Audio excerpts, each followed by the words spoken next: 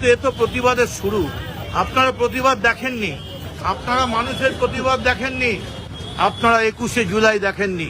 যদি ক্ষমতা থাকে বিজেপির, 21শে জুলাই পাল্টা সমাবেশের ডাক দিন। এত ঘাবড়াবার কিছু নেই। খুব বেশি হলে আমাদের 500-700 ছেলে নেমে গেছে, প্রায় 250-র ওপর মিলিটারি কেন্দ্রীয় বাহিনী, এবং তারা এসে এমন মারমুখী চেহারা যে পিঠেই মেরে দেবে। আমরা চাই আমাদের পিঠে মারুন, মারুন, গুলি করুন, কেস দিন, ইডি, সিবিআই যত পারেন করুন, কিন্তু যতক্ষণ জান আছে আপনাদের পায়ে ধরব না। যতদিন জান আছে এই দাঙ্গাবাজ বিজেপির পায়ে ধরব না। তৃণমূল কংগ্রেসে ছিলাম, আছি, থাকবো।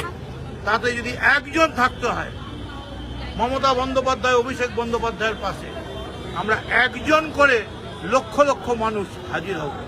কিন্তু এই দাঙ্গাবাজ, লজ্জা লাগে না শুভেন্দু বাবু? লজ্জা লাগে না শ্রমিক বাবু? আপনারা বললেন যে এই ধরনের কোথাও কোনো আক্রমণ হলে, বিরোধী দলের উপরে যদি কোনো আক্রমণ হয়, সঙ্গে সঙ্গে ছবি তুলে ভিডিও করে থানায় পাঠিয়ে দিন, আমরা অ্যারেস্টের নির্দেশ দেব। তো আজকে তো আপনাদের কাছেই কত ছবি দিয়ে দিন, আপনার থানার পুলিশ ছিল, অ্যারেস্ট করুন। যে কোনো গুন্ডা নয়, মিলিটারি পুলিশ আসছে আমাদের মারতে। আমরা আগুন লাগিয়েছি, আমরা বোমা ফাটিয়েছি, আমরা অস্ত্র ক্যারি করেছি না? গণতন্ত্রের যে সব থেকে বড় কণ্ঠ, হাল ছেড়ো না বন্ধু, শুধু কণ্ঠ ছাড়ো জোরে। দেখা হবে তোমার আমার নতুন দিনের ভোরে। কথা ছেড়ে দিন। আমি চ্যালেঞ্জ দিয়ে গেলাম এই পুলিশকে, কতদিন মিলিটারি পুলিশ আপনাদের বাঁচাবে? তারপর আমাদের পায়ে না ধরলে কামারহাটি চালানো যাবে না।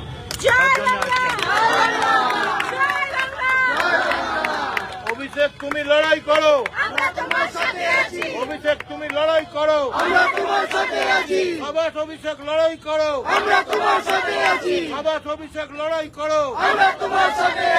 মার খাও, ডান্ডা খাও, ময়দান ময়দানও ছেড়ো না।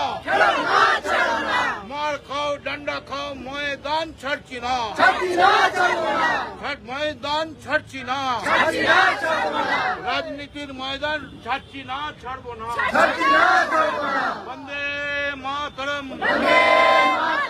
লড়াই লড়াই লড়াই চাই, সবকিছু গুন্ডামির নায়ককে শ্রমিক ভট্টাচার্য হুঁশিয়ার, শ্রমিক ভট্টাচার্য হুঁশিয়ার, শ্রমিক ভট্টাচার্য হুঁশিয়ার। आज तक इतना इधर में हम लोग खत्म कर रहे हैं कि आज शुरुआत थी। तो शुरुआत का दिन छोटी सी शुरुआत करते हैं, लेकिन हम लोग बढ़ेंगे बहुत दूर तक बढ़ेंगे। खाली हमारा साथी लोग को पास पहुंचना है।